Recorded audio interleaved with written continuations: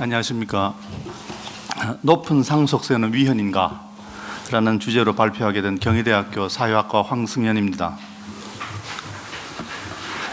칼 마르크스는 공산당 선언에서 사회주의 국가 건설을 위한 전략으로 이렇게 말했습니다. 모든 자본과 생산수단의 사적 소유를 단계적으로 폐지하여 국가의 소유로 하자라고 하는 그 방법을 제시하고 있는데, 그 중요한 것을 보면 높은 상속세와 누진소득세 부과, 토지 소유 폐지, 은행 국유화, 교통 운송수단과 공장의 국유화, 그리고 망명자와 반역자의 재산 몰수 같은 것들이 있습니다. 우리나라는 전 세계적으로 모든 국가 중에서도 상속세가 높기로 단연 1위입니다. 대부분 나라들은 상속세가 처음부터 없었거나 혹은 상속세 제도의 모순을 발견하고 그 상속세를 없앴거나 크게 낮추었습니다. 있다 하더라도 예외 조항을 만들어서 실질 상속세가 우리나라의 상속세와는 비교할 수 없을 정도로 낮습니다.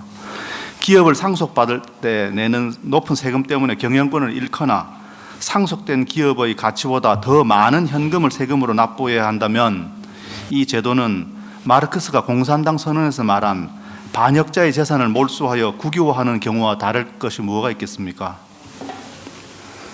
우리나라 헌법은 자본주의 경제 질서와 그 근간인 사유재산제를 보장하고 있습니다.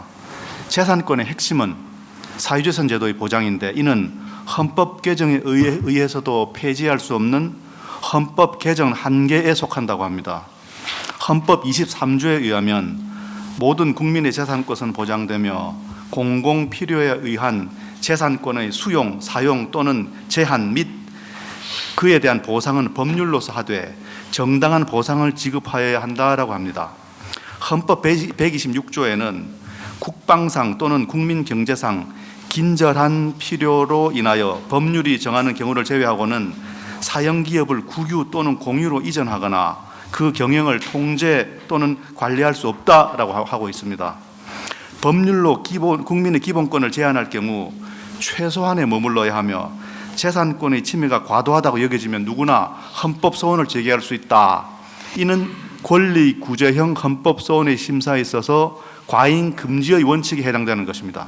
따라서 우리나라에서 헌법상 개인의 자유와 재산권을 크게 제한하는 사회주의적인 법률이나 정부의 정책은 모두 위헌이며, 특히 상속세로 인하여 사기업이 국유화 또는 공영화되는 제도는 헌법 소원의 대상이 된다고 저는 생각합니다. 대기업 주식을 상속할 때 50% 상속세에다가 할증과세, 즉 30% 할증과세를 더해서 65%의 상속세를 납부한다면 대부분 경영권을 잃게 됩니다. 비상장 기업의 경우 만약 세금으로 납부할 재산이 없어서 주식으로 물납을 할 경우에 경영권을 국가가 갖게 됩니다. 이는 사형기업을 국유화하는 경우가 아니겠습니까?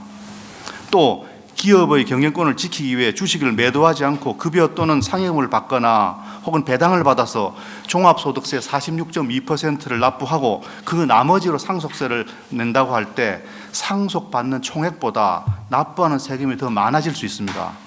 이는 이중과세에 해당하는 것이고, 이 위의 경우 모두 다 과잉과세, 과세의 과잉에 해당된다고 볼 수 있습니다. 한편 상속세 할증과세라고 하는 것이 있는데, 이 주식평가 할증률에 대한 헌법재판소의 판결이 한 번 있었습니다. 2002년입니다. 할증과세는 경영권을 행사할 수 있는 특수한 가치, 즉 경영권 프리미엄이라고 하는 것에 대한 과세인데, 이것이 조세평등주의에 위반되지 않는다라고 하는 헌법재판소의 결정이 있었습니다. 2002년 헌바 65 결정이라고 하는 것입니다. 그러나 상속세 할증과세에서 헌재의 판결과 같이 경영권 프리미엄을 인정해서 그 할증세율을 받아들이면서 60에서 65%의 상속세를 납부하고 나면 이미 대부분 존재했던 그 경영권을 잃게 되는데, 이 경우는 경영권 프리미엄이 아예 발생하지 않게 됩니다. 이 발생하지 않는 프리미엄을 발생했다고 간주해서 과세하는 모순이 발생합니다. 이는 실질 과세의 원칙에 어긋난다는 것이 저희 판단입니다. 그래서 많은 유럽 선진국들에서는 주식의 할증은 없고 오히려 자녀가 주식을 상속받고 경영권을 물려받게 되면 오히려 세금의 징수를 유예해 주거나 대폭 할인해 주거나 혹은 세금을 면제해 줍니다. 이렇게 해서 자녀가 상속받은 회사의 경영권을 유지할 수 있도록 합니다. 또 일반적인 경우에는 주식을 팔아서 실질적인 소득이 발생했을 때 그때 세금을 내게 하는 자본이득세를 도입하고 있습니다. 상속재산이 기업이 아닐 경우에 개인이 평생 노력해서 모아서 재산을 모았다고 했을 때 이 재산은 소득세를 납부하고 난 뒤에 모은 것입니다. 우리나라와 같이 완벽하게 전산화된 금융 시스템을 가지고 있는 선진국들은 그런 선진국들의 조세 환경에서는 탈세는 불가능합니다. 우리나라가 상속세를 높여 했던 것이 탈세를 기본적으로 한다라고 하는 그 전제하에서 됐는데 지금은 그런 전제가 사라졌습니다. 그럼 세율도 바뀌어야죠. 개인의 재산이 소득세를 내지 않고 형성된 것이라면 세무당국은 즉시 알 수 있습니다. 또 그 사실을 세금 내지 않고 소득세 내지 않고 모았다고 하는 것을 즉시 입증도 할 수 있습니다. 따라서 소득세를 납부하고 나서 나머지 절약해서 모은 재산을 자식한테 물려줄 때 또 한 번 상속세를 낸다라고 하면 그것은 성공을 벌하는 것이고 저축과 절약에 대한 징벌입니다. 또 이중과세에 해당됩니다. 이것이 제가 생각할 때는 헌법 소원 대상인 과세의 과잉에 해당된다고 생각합니다. 그렇지만 이 논리는 불행히도 늘 평등, 공정, 정의 이런 것들을 부르짖는 사람들에 의해서 또 이에 동조하는 사람들에 의해서 늘 묵살되어 왔습니다. 이를 방조한다면 그 결과는 모든 개인 재산은 결국 모두 국유화될 것이고 국민들은 공평하게 못 살게 될 것입니다. LG그룹 상속세 문제 잠깐 말씀드리겠습니다. 작년 11월 말에 많은 언론에서 LG그룹 신임 구광모 회장의 상속세에 대한 보도가 있었습니다. 보도 내용은 사상 최대의 상속세를 납부하게 되었다 하는 것이고 이 상속가액은 고 구본모 회장의 주식회사 LG 주식 지분 11.28% 이 주식 총액 1조 5,200억이 될 것이라고 하는 것이었습니다.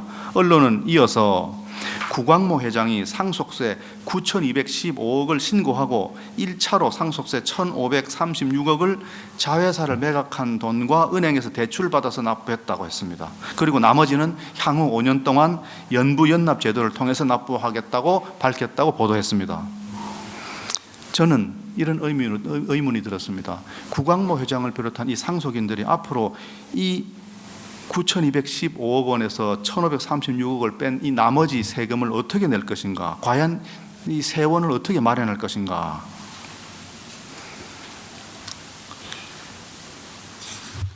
상속인들은 경영권 방어를 위해서 주로 상속받은 주식을 구광모 회장처럼 매각하지 않고 주로 보유하고 있는 다른 회사의 주식이나 부동산을 매각하고 그런 걸 통해서 세금을 납부할 수 있습니다. 그러지 않다라고 하면 결국에는 배당을 받거나 연봉을 받아서 세금을 납부합니다. 상속세를 내기 위해서 배당을 받는다고 할 때 이 배당은 개인뿐만 아니고 다른 주주들에게도 동일하게 배당을 해야 되기 때문에 회사를 폐업하려는 생각이 없다고 하면 이 배당은 불가능합니다. 그러면 연봉이나 상여금을 많이 받겠죠. 그런데 배당이든 연봉이든 상여금이든 모두 다 46.2%라고 하는 이 종합소득세를 내야 됩니다. 만약에 1조 5,200억의 주식을 물려받아서 9,215억 원의 세금을 납부하려고 해서 이것 때문에 연봉과 배당을 받는다면 여기에서 46.2% 종소세를 내고 남은 돈으로 세금을 납부해야 되는데 이렇다라고 하면 1조 7,130억 원을 배당이나 연봉으로 받아서 종합소득세 7,915억 원을 내고 나머지 9,215억 원을 상속세로 낼 수 있습니다. 여기에서 은행 대출이자나 연부연납 이자 합치면 납부액수는 훨씬 커집니다. 상속받는 그 1조 200억보다 배당이나 연봉을 불가능하지만 이론적으로 1조 7,130억 원을 배당이나 연봉을 받는다라고 하면 상속받는 주식 가치보다 내야 되는 이 세금이 훨씬 많습니다. 바로 이것이 제가 생각할 때 약탈적인 이중과세라고 하는 것입니다. 그런데 대주주나 특별한 몇 사람에게만 급여나 상여금을 많이 주는 것은 불가능합니다. 주주총회에서 통과되지가 않습니다. 다른 주주들이 받아들일 리가 없고, 또 이 경우 이렇게 결정을 하면 그것은 업무상 배임에 해당돼서 처벌받게 되는 그런 경우가 생길 수도 있습니다. 제가 아무리 생각해도 구광모 회장이 이 많은 세금을 내는 것은 불가능하다고 생각합니다. 그런데 지금 최고 상속세가 30% 할증과세 65%인 이것이 지금 최고 상속세율 78%로 올리겠다라고 하는 법인이 그런 법안이 여당 국회의원들에 의해서 현재 국회에 올라가서 계류 중입니다. 최고 세율을 50%가 60%, 60%에서 할증과세 30%, 그러니까 6, 3, 18, 18% 더해서 78%의 최고 세율의 상속세를 걷겠다라고 하는 것이 지금 현재 국회에 계류 중인데, 통과될지 말지 두고 볼 일입니다. 대한항공 조양호 회장의 타계 이후에 이 갑작스러운 죽음이 누구 때문이냐 하는 이 문제와 더불어서 상속세가 과연 얼마가 될 것이냐, 또 막대한 상속세를 납부한 후에 과연 상속자인 조양호 회장의 자녀들에게 이 경영권이 이어질 것인가, 혹은 주인이 바뀌거나 아니면 국민연금이 경영권을 행사하거나 그래서 국유화되는 경우가 되지 않는가 하는 문제에 대해서 언론의 관심이 쏠려 있습니다. 대한항공과 한진을 지배하고 있는 지주회사 한진칼의 지분의 17.84%를 조양호 회장이 갖고 계시다고 했는데, 이 자녀들이 가지고 있고 또 다른 우호 지분 28.95%로 이 그룹을 지배하고 있는데, 조양호 회장의 재산 60%를 상속세로 납부하기 위해서 이 주식을 매각하거나 물납을 한다라고 하면 경영권 방어가 어렵습니다. 또 이런 문제도 있습니다. 상속이 발생할 경우에 상속인을 전후해서 플러스 마이너스 2개월, 그러니까 4개월 동안의 주가 평균을 내서 상속세 과세 표준을 정합니다. 그런데 한진칼이 주가가 제가 보니까 조양호 회장의 별세 소식이 전해진 4월 8일 한진칼이 주가가 25,200원이었는데 지난 금요일 4월 12일 종가가 44,100원이었습니다. 무려 75%가 올랐습니다. 이 주가가 지속되면 상속세 과세 표준도 굉장히 높아지게 됩니다. 그러면 내야 되는 상속세도 굉장히 많이 늘어나게 됩니다. 간단한 문제가 아닙니다. 그래서 아까 말씀하신 대로 한진그룹이 상속이 원활하게 되지 않을 거다라고 하는 우려가 있는 것입니다. 한진그룹 회사들의 이사회에서 이 지배주주에 대한 불신임에 대해서 국민연금이 늘 주도적인 역할을 하면서 사모펀드 손잡고 경영권을 위협해 왔는데, 지금 조양호 회장의 별세 열흘 전에 국민연금이 조양호 회장의 대한항공 이사선을 반대해서 결국 경영에서 물러나게 했습니다. 그런데 지금 또 수사가 끝나지 수사 중이고 또 재판 중인 사건을 이유로 법원의 최종 판결이 나기 전에 국민연금이 조양호 회장의 경영권을 박탈하는 행동을 한 것이 옳은가에 대한 비판들이 있습니다. 그런데 한편으로는 국민연금이 조양호 회장을 대한항공 대표이사에서 해임시킨 것을 계기로 올해가 기념비적으로 국민연금의 주주 행동주의 원년이 되었다고 높이 평가하는 그런 여당 정치인들도 있습니다. 여기서 끝이 아니고 문제는 여기서부터 이제 시작입니다. 지금부터 시작입니다. 삼성그룹의 이건희 회장의 재산이 작년에 포브스지에 의하면 26억 불이라고 합니다. 원화로 대략 23조 원 정도 됩니다. 포브스지에 의하면 206억 불인데 이걸 원화로 23조 원이 되는데, 이 재산은 대부분이 삼성그룹의 주식이라고 여겨집니다. 만약에 이에 대해서 상속세를 만약에 추정해 본다면 이재용 부회장은 혹은 그 자녀들은 14조 원의 상속세를 내야 됩니다. 14조 원으로 현금을 낼 수 없기 때문에 당연히 주식을 팔겠죠. 그럼 주식 지분이 줄어들어서 경영권을 지키지 못하고 회사가 아마 외국계 주주에게 넘어갈 것이라고 예상됩니다. 현대자동차 정몽구 회장의 경우도 마찬가지입니다. 상속이 발생한다면 같은 이유로 경영권 승계가 어렵습니다. 이렇게 되면 우리나라 대표적인 회사들은 상속이 발생하면서 다 외국계 회사가 되거나 아니면 국민연금이 지배하는 회사가 되거나 아니면 주인이 없는 국민기업이 될 것입니다. 이 문제는 재벌그룹에만 국한된 문제가 아니고 모든 우리나라 중견기업과 중소기업에 다 해당되는 문제입니다. 그 결과를 예상하기는 별로 어렵지 않습니다. 80년대 중반에 스웨덴에서 아까 현 교수님께서 말씀하셨지만 스웨덴에서 높은 상속세 때문에 아스트라, 이케아, 테트라팩 이런 회사들이 다 상속세 때문에 나라를 떠났습니다. 결국에 실패한 제도라고는 인정하고 20년이 지난 후에 잘못을 깨달은 그 스웨덴의 사회민주당이 지배하고 있는 그 국회가 법률을 개정해서 상속세를 없애고 나서야 그런 기업들이 일부가 돌아왔습니다. 돌아오지 않은 회사들도 많이 있었습니다. 그렇지만 세금 때문에 떠나는 새로운 회사들은 더 이상 없었다는 것입니다. 우리나라에도 지금 상속세 걱정해서 기업을 매각하는 사례가 크게 늘고 있습니다. 락앤락, 농우바이오, 유니더스, 요진건설, 유영산업, 선보공업, 카사미아, 우리로광통신, 에어비타, 에이블 CNC 뭐 등등등 아주 많습니다. 일부 회사는 회사 매각 후 해외로 떠나서 그 외국에서 사업을 다시 시작하였다 합니다.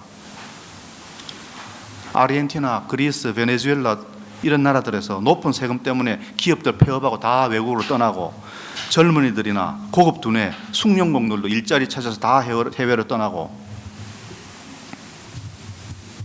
우리나라도 이 나라들이 경험한 그 길로 가고 있지 않습니까? 지난 1월 달에는 심지어 너무나 양심적이고 솔직한 우리 청와대 경제보좌관 한 분은 국민들에게 해외로 떠날 것을 권유했습니다. 동남아로 떠나십시오.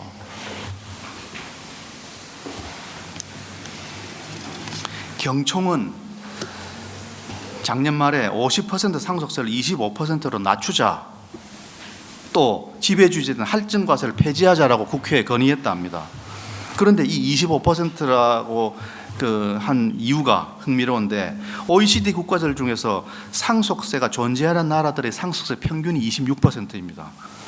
이래서 아마 25%로 정한 것 같습니다. 그런데 이는 OECD 36개국 상속세 평균이 아니라 OECD 국가들 중에서 상속세가 있는 국가들의 평균만을 계산한 것입니다. 정확하게 말하면 OECD 전체 국가의 상속세 평균은 14.5%입니다. 이것을 제가 몇 번 지적해도 언론에서 바꾸지 않더라고요. 대부분의 언론의 신문 기사에 보면 전부 다 26% 혹은 26.3%라고 쓰고 있습니다. 제가 현 교수님께서 이 자료에 보면 15%라고 처음 봤습니다. 제가 역시 저하고 같은 생각을 하신 분이 계시구나.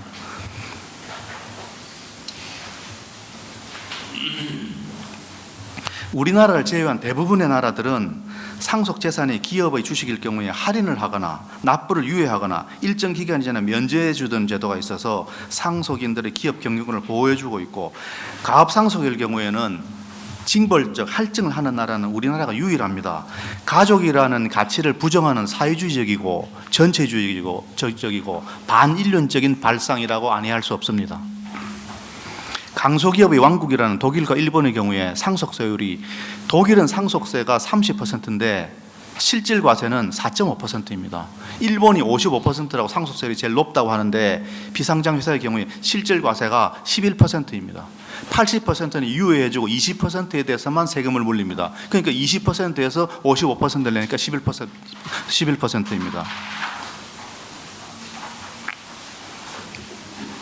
경총은 국회에 상속세 인하를 건의함과 동시에 우리나라가 세계에서 가장 높은데 OECD 국가의 평균 상속세율인 14.5%보다 최고세율이 4배도 더 높은 우리나라 상속세 제도가 재산권 제한에 대한 과잉 금지 원칙에 해당되는지, 또 상속이 발생하면서 사유기업이 국유화 또는 공유화된 이 제도가 헌법 위반이 아닌지 가려달라고 하는 헌법 소원을 제기해달라고 해야 된다고 봅니다. 우리나라 헌법 정신에 우리 상속세 수준이 맞는지, 우리나라는 시장경제 자본주의 체제를 보장하는 이런 헌법을 가지고 있는데 여기에 맞는지, 만약에 의심이 든다면 경총을 비롯한 경제단체들 모두 국내 최고 로펌을 선정해서 헌법 소원을 신청해야 되지 않겠습니까? 기업의 승계는 고용의 승계이고 복지의 승계라는 관점에서 바라봐야 합니다. 상속세 없애거나 줄여서 고용이 안정되면은 법인세, 소득세, 부가가치세 이런 것들이 늘어납니다.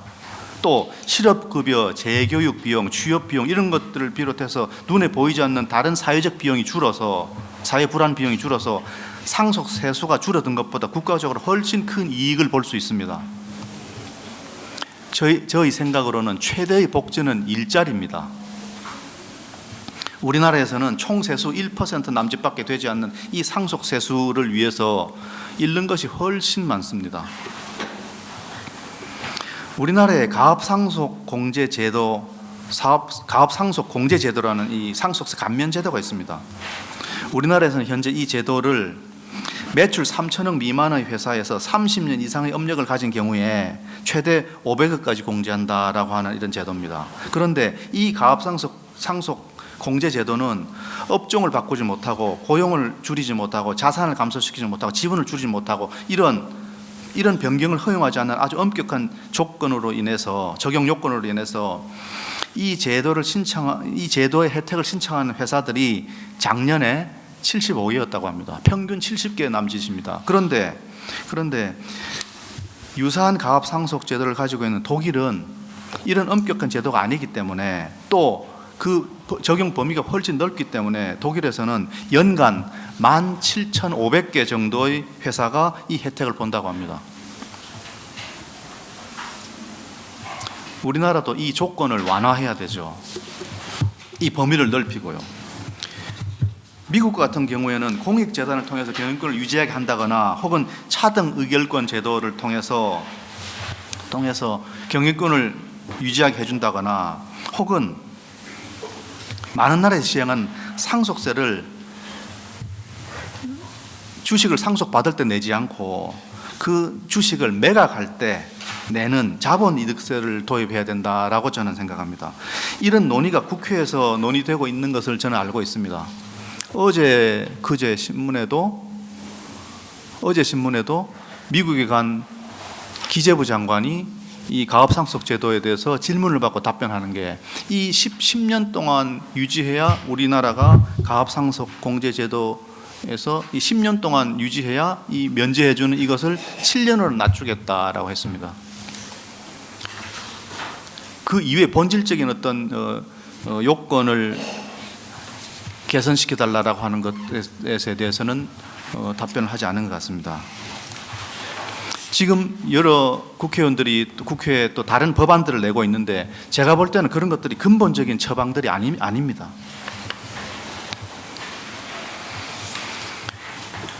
우리나라가 자유시장 경제를 유지해 나가야 된다고 생각하는 그런 정당이고 또 그 정당이 작은 정부와 낮은 세율 또 큰 시장과 기업의 높은 자유도를 지지하는 정당이라면 상속세를 낮추거나 유예하거나 없애자는 법 개정을 공약으로 선거 치르고 평가를 받아야 된다고 생각합니다. 어떻게 할 것인지 확실하게 입장을 밝혀서 국민들에게는 방향을 제시하고 기업들에게는 불확실성을 제거해주고 그래서 궁극적인 목표는 스웨덴과 같이 상속세 폐지로 가야 된다고 생각합니다. 제가 생각할 때는 소득세로서 공평과세는 충분하다고 생각합니다. 선진국들은 대부분 상속세를 낮추거나 없앴습니다. 우리나라가 세계 최고 수준의 상속세를 유지하고 있는데 이 상속세가 기업을 망하게 하고 기업가 정신을 파괴하는 저주받는 제도라고 하는 것에 대한 인식이 공부하는 경제 전문가들에 대해서는 널리 받아들여지고 있습니다.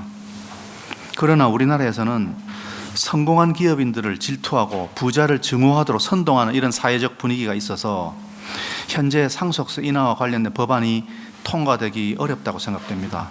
그럼에도 불구하고 자유우파 정당은 이를 공약으로 채택해야 됩니다. 만약에 반기업적 사회주의적 법제도가 계속 유지된다면 어떤 결과가 초래될지 국민들에게 밝히고 설득하고 대안을 제시하고 이에 대해서 선거에서 심판받아야 됩니다. 만약에 상속세 폐지 법안이 통과되지 않으면 그 다음은 기업들의 몫이고 국민들의 몫입니다. 지금의 상속세 제도 아래서 계속 기업을 할 것인지 혹은 폐업을 할 것인지 아니면 기업을 계속하기 위해서 외국으로 갈 것인지 이 기업들이 판단하게 될 것입니다. 열심히 일해서 성공해서 이를 국가에 기꺼이 헌납하고 물러나는 것에 보람을 느끼는 그런 사람이 있을 수 있습니다. 그런 분들은 국내에서 계속 사업을 할 것이고 그렇지 않은 사람은 떠나게 될 것입니다. 100년 넘은 기업이 우리나라에는 7개 있다고 합니다. 일본은 33,000개입니다. 상속세 제도 이대로 두면 얼마 지나지 않아서 30년 넘는 기업들 남아있지 않을 겁니다. 기업은 해외로 이전하고 젊은이들은 일자리 찾아서 외국으로 떠날 것입니다. 우리나라에는 일자리도 없어지고 노인들과 공무원만 남아있는 베네수엘라 같은 그런 나라가 될 것입니다. 그럼 지금 그렇게 되어가고 있다고 생각하지 않으십니까? 제 발표를 들어주셔서 감사합니다.